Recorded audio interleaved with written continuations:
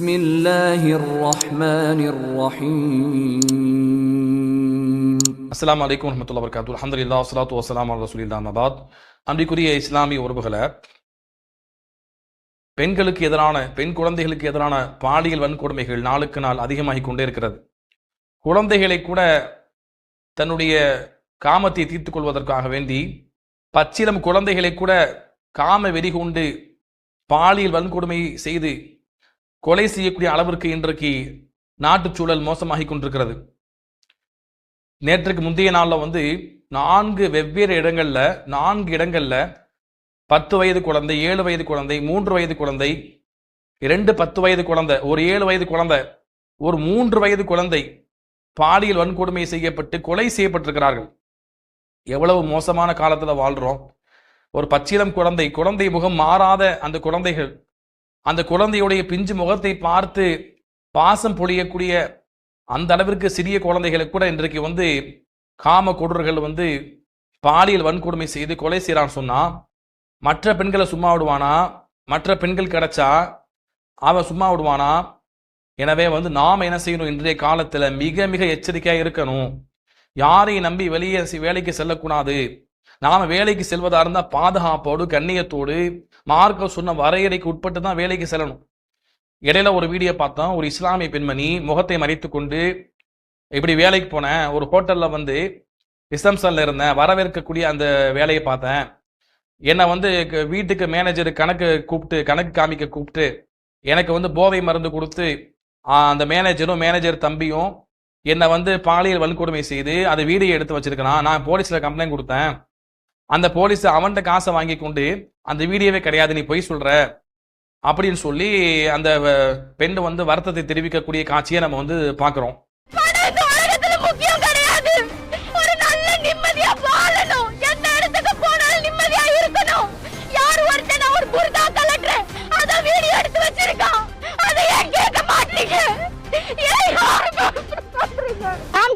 அந்த ஹோட்டல் அது PM towers owner தான் இது பண்ணவர்.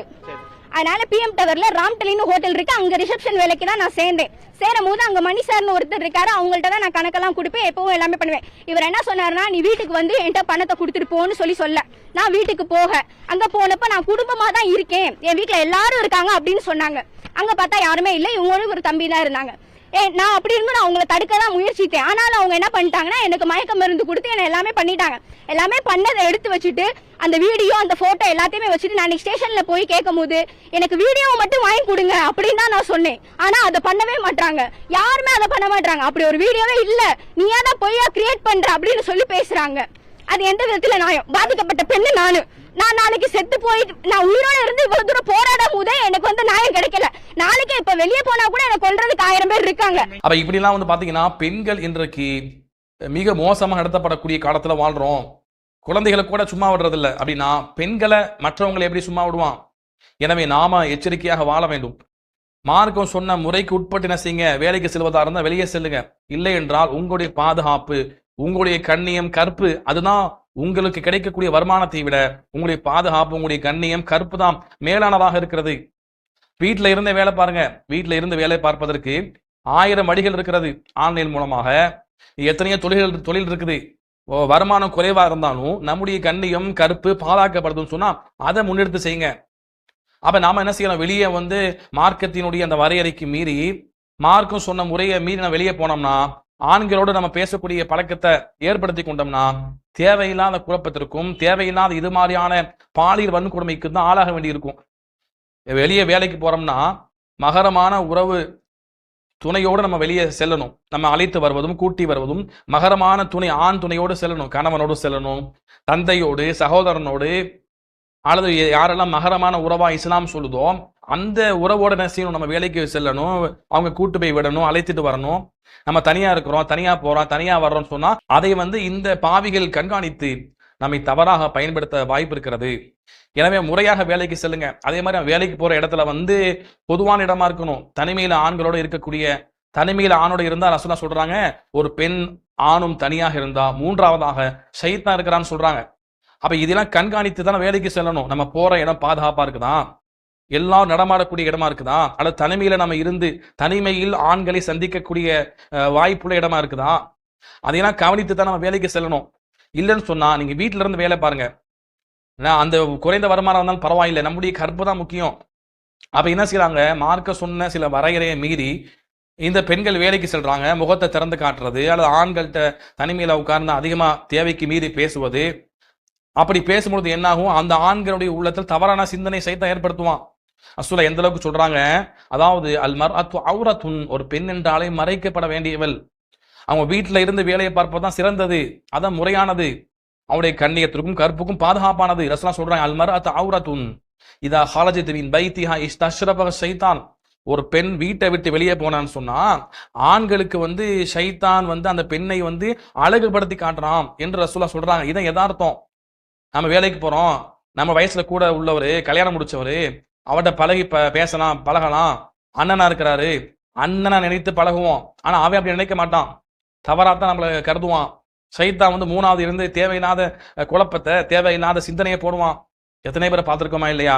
கல்யாணம் முடிச்சு குழந்தையை பெற்று வாழக்கூடிய ஆண்கள் இப்படி வேலைக்கு போகும்போது தனியாக அந்நிய பெண்ணோடு பேச்சுவார்த்தை ஏற்பட்டு அது காதலாக மாறி காமமாக மாறி அந்த பெண்ணை முதல் மனைவி விட்டு போட்டு, குழந்தை குட்டியை விட்டு போட்டு, தவிக்க விட்டு போட்டு சென்ற காட்சியெல்லாம் பார்த்துருக்கிறோம்.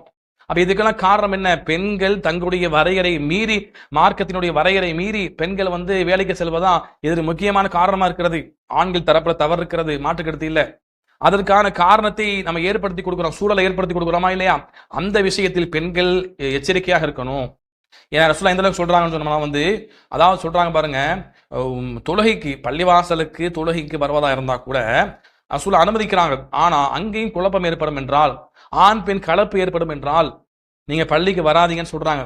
புயூத்துஹுன்ன கைருன் லஹுன்ன, பெண்களுடைய வீடு தான் பெண்களுக்கு சிறந்ததுன்னு சொல்றாங்க. எதுக்கு? தொழுக போறதுக்கு. ஆண்கள்கிட்ட பேசுவதற்கோ ஆண்கள்கிட்ட பழகுவதற்கோ வாய்ப்பில்லாத இடம் தான் பள்ளிவாசல்.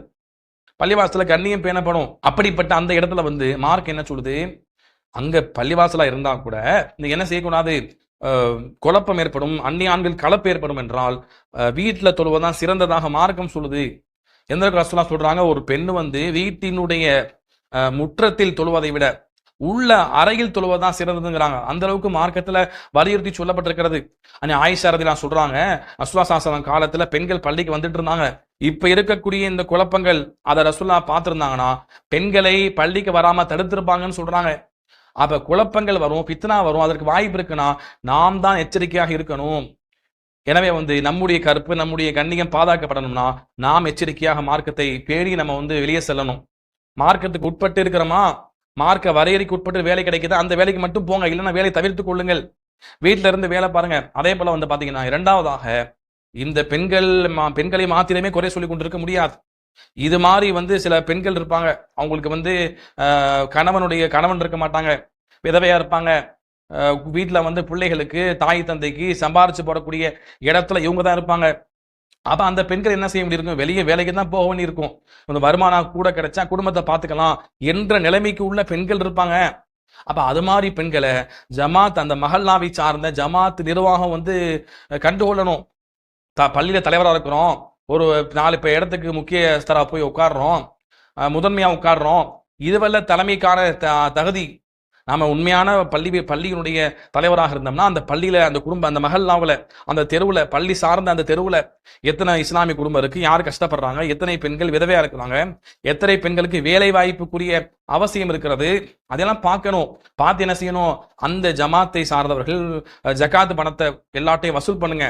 ஜகாத் பணத்தை அவங்கவுங்க கொடுக்கறதை விட ஜமாத்துல கொடுத்து முறையாக அதை வாங்கி, யாருக்கு அதிக தேவை இருக்கிறதுன்னு சொல்லி, யார் பெண்களாக இருந்தா இவங்களுக்கு இந்த தொழில் தெரியும், இந்த தையல் மிஷினை வாங்கி கொடுக்கலாம், அது இந்த பொருளை வாங்கி கொடுத்தா அவங்க வீட்டில இருந்து கொண்ட வேலையை பார்ப்பாங்க, வெளியே செல்ல தேவையில்லை அப்படின்னா அந்த பெண்களை நீங்க முதலாவது கண்டுகொண்டு அவர்களுக்கு ஜகாத் பணத்தை முறையா வசூல் செய்யுங்க. இயக்கங்கள் அப்படித்தான், ஜமாத்து மாத்திரமல்ல, இயக்கங்கள் அப்படித்தான். இயக்கங்கள் என்ன பண்றாங்க, நான் இத்தனை பேருக்கு ஜகாத் பணத்தை கொடுத்தோன்னு சொல்லி 50 பேருக்கு கொடுத்தோம், 100 பேருக்கு கொடுத்தோன்னு சொல்லி பெருசா கணக்கு காட்டுவதற்காக ஜகாத் பணத்தை கூடு போடுறாங்க. யாரும் அதிக தேவையுடையவங்க இருக்கிறாங்க, எந்த வீட்டுல பெண்கள் மட்டுமே இருக்கிறாங்க, கஷ்டப்படுறாங்க, ஆண் துணை இல்ல, சம்பாதித்து கொடுப்பதற்கு ஆண் துணை இல்லாம இருக்கிறாங்க என்று அதையெல்லாம் கண்காணிக்கணும். நம்ம எந்த பெண்களையும் நம்ம சூழல் அறியாம பேச முடியாது. நம்ம பொதுவாக தான் சொல்றோம், இந்த பெண்ணுடைய நிலைமை எப்படி நமக்கு தெரியாது.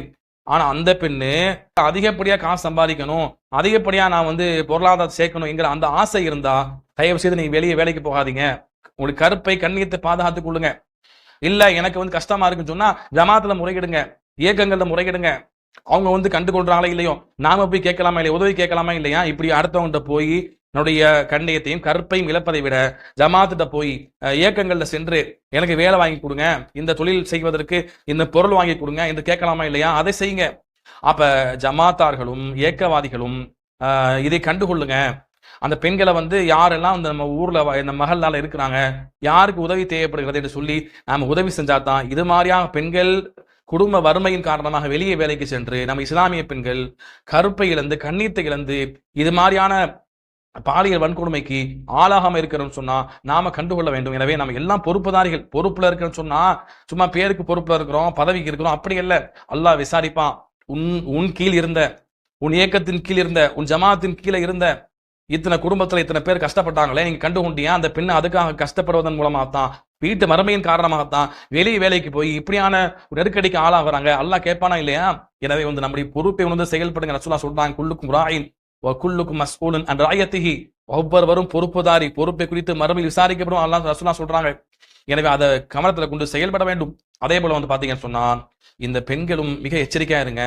பெண்களை வந்து நாம நல்லா தான் பேசுவோம், ஆனா எதிரில் உள்ளவன் சைத்தான் தவறான எண்ணத்தை போடுவான். தேவையில்லாத தனிமையில் இருக்கும் பொழுது தவறா நடந்து கொள்ள ஆண்களுக்கு சைத்தான் உள்ளத்துல தவறான சிந்தனையை போடுவான். சூழல் அமைந்து விட்டால் நல்லவர்கள் கூட தவறானவர்களாக மாற வாய்ப்பு இருக்கிறது. நல்லவங்களா தான் இருப்பாங்க, தொழுகையாளி இருப்பாங்க, நல்ல குடும்பத்துல பேணி வாழக்கூடிய மக்களா இருப்பாங்க, குடும்ப மனைவி மக்களை கண்காணிக்கக்கூடிய நபரா இருப்பாங்க. ஆனா வந்து தனிமையில பெண்ணோட இருந்து அந்த தனிமை ஏற்பட்டா அந்த சூழல் எப்படி மாத்தி விடும். எனவே வந்து அதோட எச்சரிக்கையா இருங்க. ரசூலுல்லாஹ் ஸல்லல்லாஹு அலைஹி வஸல்லம் சொன்னாங்க பாருங்க, மா தரக்து பாதி ஃபித்னத்தன் அதர்ரு அல ரிஜாலி மினன் நிசா. நான் எனக்கு பின்னால ஆண்களுக்கு மிக அதிகமாக சோதனை தரக்கூடிய ஒன்றாக, தீங்களிக்கக்கூடிய ஒன்றாக பெண்களை தவிர வேற எந்த ஒன்றை விட்டு செல்லவில்லைன்னு சொல்றாங்க. நம்ம பெண்கள் தான் ஆண்கள் விஷயத்துல மிக ஃபித்னா சோதனைக்கு உட்படுத்தக்கூடிய, குழப்பத்திற்கு உட்படுத்தக்கூடிய ஒன்றாக இருக்கிறாங்க. எனவே அவர்கள் தங்களுடைய கண்ணியத்தை கருப்பை பாதுகாத்துக் கொள்ள வேண்டும். ஆண்கள் தவறாக நடந்து கொள்வதற்கான சூழலை ஏற்படுத்தி தரக்கூடாது. நாமும் கண்ணியமாக இருக்கணும், சமுதாயம் கண்ணியமாக இருக்கணும்.